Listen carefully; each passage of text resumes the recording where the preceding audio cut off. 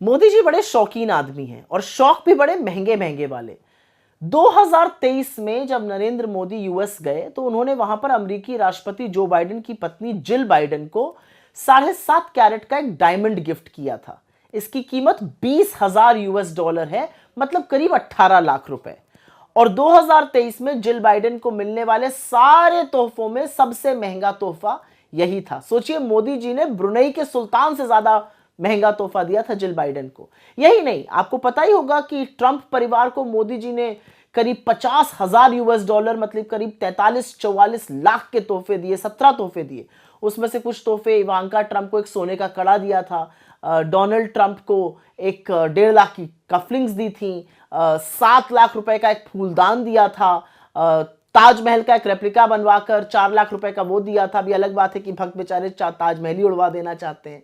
और इन सारी चीजों का जो पैसा है, जो महंगे शौक और इनका पैसा है, ये कोई बीजेपी या आरएसएस के दफ्तर से नहीं आ रहा है। ये पैसा हिंदुस्तान के टैक्स पेइंग जनता से वसूला जा रहा है।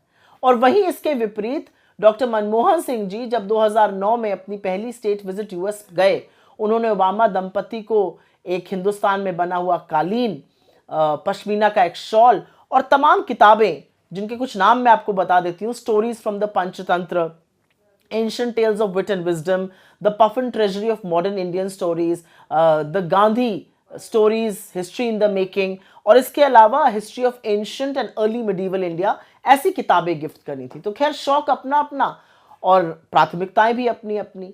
लेकिन जिस देश में आर्थिक तंगी है, जो देश गुर्बत से, जो देश बेरोजगारी से जूझ रहा है, उसके प्रधानमंत्री को, और जिस देश में अगर आप 80 करोड़ लोगों को राशन ना दीजिए तो वो भूखमरी से मर जाएं, उस देश के प्रधानमंत्री को इतने महंगे तोहफे देने से पहले सोचना चाहिए कि आपको सम्मान आपके ज्ञान, आपके दृष्टिकोण, आपके कद से मिलता है। आपको सम्मान महंगे तोहफे देकर या लोगों के लपक के गले पड़ जाने से नहीं मिलता है। अब कौन समझाए मोदी जी को ये बातें।